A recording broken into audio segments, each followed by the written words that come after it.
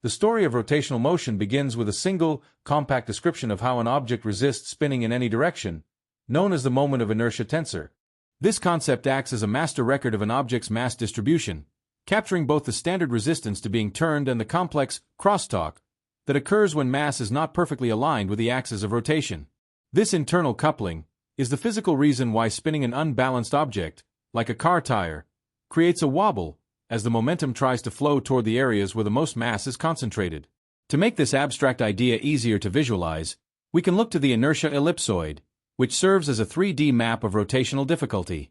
In this geometric representation, the distance from the center of the object to the surface of the ellipsoid tells us how much stiffness or resistance we will encounter when trying to spin it in that specific direction.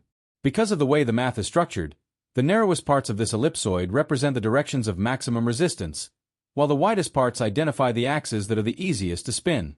The ellipsoid essentially transforms a list of numbers into a physical volume that describes the shape of an object's mass as it relates to motion. Within this map, certain directions hold a special significance. The principal axes. Every object, no matter how strangely shaped, has these unique axes where the internal crosstalk or wobbling disappears. When an object is spun precisely along one of these axes, its rotational motion and its momentum align perfectly.